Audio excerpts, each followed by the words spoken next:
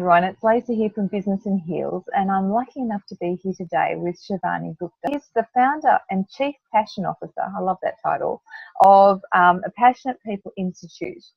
You have been a former Young Businesswoman of the Year, an author, a speaker, workshop facilitator and mentor. God, where do you get any spare time at all? And the author of 7 best-selling books, including Tough Love for Leaders, which is exactly for leaders who want to go beyond engagement and have a balanced perspective on leadership. So Shivani has had a very interesting career and life journey, and I'd love if you tell us a little bit about your journey. Oh, absolutely, Lisa. Like most people, at the age of 16 or 17, I had absolutely no idea what I wanted to do. And my father's an engineer and my grandfather's an engineer, so I thought I would follow those footsteps just because I wasn't clear about who I was. Mm-hmm. And as a result of that, I graduated as an engineer, worked as an engineer for about 3 years. I liked it. I didn't love it. And I just really felt like that something was a bit missing in all of that. Mm-hmm. So I then decided to try different things. I did some work in sales and marketing. I did some further study and kind of found myself in corporate land. And again, liked it, was really good at it. And, sometimes you can be really good at something but not really love it. Yeah. And it doesn't, I always say, doesn't feed your soul. Not that I would have used those words then. So by the age of 30, I'd got to this really, really big position, earning lots of money, traveling the world, but just felt really discontent. And it was at that point, actually through a trip in Nepal, where I just remember going, I think life's a lot more than what I've got here. And I think I just need to take some time out and do stuff that I love, because, everybody kept talking about life is short, and at 30, it certainly felt like maybe it will run out before I realise it. So that was at that point I quit a very unhappy relationship, and I quit a very relatively unhappy job, and I sort of started up my business. Wow, that's amazing. Engineering to a passionate life. So, obviously along the way you found a little bit of your why. What do you think it is that makes you tick and has made you follow along this journey? Look, I love that question about why and finding your why. I used to also love Maslow's hierarchy of needs, where he talked about that when your basic needs were met, that's when you really started to self-actualize. And I think there's a lot of connection between those two models, that when you actually have some of your basic needs met, that's when you really start to think about what do I really stand for? What are my values? What am I really passionate about? What do I want to be known for and remembered for? And for me, my why was really around having more passionate people around the world. I have a real soft spot for working mums and who are trying to run their own businesses, who are trying to run jobs. And, I had the privilege at the age of 11 to move from India to Australia, and my father basically did that for my education and the opportunities I would get, because he's so pro-girls and pro-women. And, none of the women in my lineage have ever worked. So, I had this privilege of not being married off early and not having an arranged marriage, and having been had the freedom to study here and explore life, and then be able to marry an Australian man.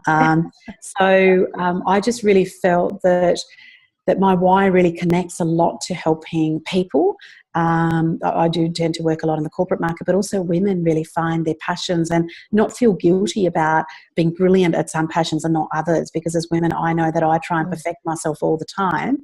I might not use that word, but I do. I'm trying so hard to be so good in all the areas, and my learning and experience has been, really teach and help women understand that they don't have to be passionate about every single area of 7 areas of life. So my why is really about helping other people find their passion. So tell me a little bit about, perhaps somebody that you really helped and it gave you that amazing, sort of aha feeling. Oh, they're the best ones. And sometimes it happens, when I might be presenting on stage, and other times it happens in a one-on-one conversation. Recently, I had a woman who really was very, very smart, running a corporation with about 40 people in her team. And for some reason, she was having a very high turnover in her teams. So people would leave, and people would leave not very nicely. There was a lot of aggression in the workplace. And so the HR director of that company rang and said, look, would you work with this leader? She's super important to us, but gee, she really upsets a lot of people. And it was an first of half a dozen sessions where she said to me, and I said, look, today is really about helping you. Like, all these sessions are really about helping you. And when I was speaking to her, it worked out that she had suffered lots of issues in her personal life from men, and also with her mum remarrying when she was about the age of 15. And she didn't realise that, because I just asked her to describe these people that she was having these issues with. And it turned out that there were a number of different types of men. And then when I said, when else have you had this in your life? And when else have you had this in your life? And can you see some patterns emerging? She sat and burst into tears, Lisa.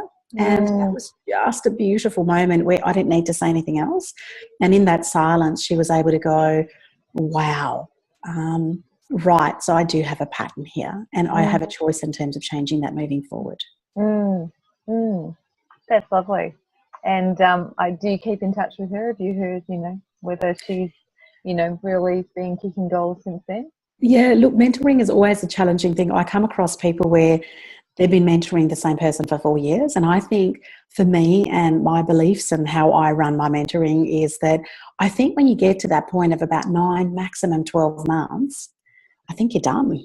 And I always feel that if there's anything else that person needs, and I've had a number of clients ask me over a period of 10 years saying, I want to continue that. And I go, yeah, but we set out some tasks and areas we were going to work on. We've worked on all of them. So yes, I'm, I just don't think it's ethical taking that money. And really they need to go off and fly and apply all the things that they've learned in it. So it's always a hard conversation, I find, with mentoring, that it's probably where most of the transformation occurs, because you get that privilege to work with somebody one-on-one. But the downside of it is that, then I try really hard then not to become friends with them and kind of follow them up. But I have some beautiful people that I've worked with. I worked with this amazing leader, and he went on to work in France, and he's still based in France. He's now married. He's had a couple of children. And I got an email from him last year, and we haven't worked together probably for about 5 years now. And he said that in his wallet, he still carries the piece of work that we did together, which was about his life in terms of how he saw that as a vision and what he wanted to create. And he said, I'm going to need a new one too soon, Shivani, because, I'm almost there. This was my 5 or 6 year plan, and I'm almost there. And so it's lovely when people come back and say, hey, this happened, or I recently had a referral. But I try really hard not to, as much as beautiful as some of those people, I go, I could be friends with you and have a glass of wine with you. I try really hard not to kind of mix the two up, because I know that mentoring is really separate, and if you do it for too long, it becomes a friendship. Yeah, absolutely. And so that's probably timely. He was thinking about his goals. So tell me a little bit about your ultimate goals. What's your 5 or 6 year plan look like? Well, one of the things I do, considering I teach it, is on the first of each year I get very clear about my top passions, and I try and limit my passions between 3 and 5. So what are the key things that I'm going to work on for that year? And then I have long-term passions, which is, 5 to 10 year goals. So my long-term passions are that we'll have around 1 million people each year being transformed, either through books or mentoring or speaking or some form of connection that I may have with them in that. How do I achieve that today? I don't have all those answers to get to 1 million people today, but I probably touch around 200,000 people each year through a variety of speaking, mentoring and authoring, etc. So that's some of the long-term goals. I have 2 young kids, 6 and 8, one that turns 7 tomorrow. And so 7 and 8 tomorrow. And one of my long-term and goals is to really be present as a mum and really to have a lot of people say, kids need quality time, not quantity time. I feel that kids need both. I feel that kids need quantity and quality, and you would get that being a mum. And so, how do I manage my 10 years while they're with me and going through school, etc., that I'm not kind of always rushing from one thing to the other, and I'm really present with them, and I'm a great mum, and I create relationships with them that they want to hang around me when they're in their 40s. And they've got partners and children, etc. So that's one of my long-term goals. Some of my short-term goals for this year, my short-term passions. One of my passions is really to get trained into running passion tests globally for kids. And I've been studying that for a couple of years. And at the end of this month, I go to Germany and I finished that last part of my training. So I'm super excited that goal is coming to fruition. And then I will run some passion tests for kids and families and really look at what we can do there in Australia. None of that work's happening in Australia, unfortunately. It's all in the US and UK. And so I'm really looking forward to bringing some of that work in forms of, certification programs and other things into Australia. So that's one of the work ones. We had a great holiday for my husband's 50th and our 10th wedding anniversary this year. That was one of our personal goals, but now we're on a mission to save for the next big holiday for next year. And we love going away for weekends with our kids. We love going to different experiences with our kids. And one of our goals is to try a new experience as a family every month this year. And so the one we're doing tomorrow for Om's birthday is we're going to a virtual reality place.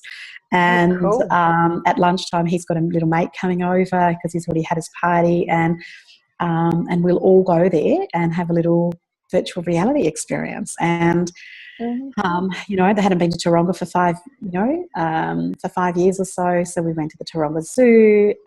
So we'll do something different each month, and that's one of our family things that we want to do. And my one is to get to yoga a couple of times a week. We'll just do a home practice 3 times a week, so that that equates to about twice a week. So little things that I kind of measure every week or every day to go, have I done it? Have I been on top of that or not? Yeah, well, it would seem that by doing all those amazing things, it keeps the passion alive, right? Look, it absolutely does. And, I can't teach it if I'm not practicing it. And I'm very authentic about the fact that I like people knowing I don't practice it all the time. I don't. I wish I did. I wish I could say I'm in my passion element all the time. I've got a positive and growth mindset all the time. And so when people go, are you just really excited and positive all the time? I said, absolutely not. You can ask my husband and children for one. Yeah. And you can certainly ask my staff for another. No, not at all. I think as you get older and as you get more experienced, and the work that I do, I still land in it, as I say, but I've got the tools now to be able to get out of it faster. That's the only difference, really. Rather than spend 3 days mulling over something, I might spend 3 hours or, hopefully an hour mulling over it and then get out of it fast. Yeah. But I still land in it. I'm not passionate 100% of the time. I wish I was, but I'm not. Oh, look, I think it's a reality check. You have to have highs and lows, otherwise you don't appreciate the highs. If life was one long high, there wouldn't be, anything to really appreciate. So it's a roller coaster.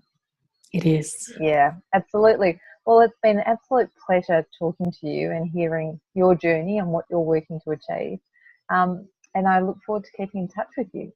Thanks so much, Lisa. Thanks for your time, and just amazing work that you and the team are doing too. I think it's fabulous. Yeah, and if anybody wants to connect with Shivani, we'll have a link to her website with the video, so you'll be able to check that out. Thank you so much.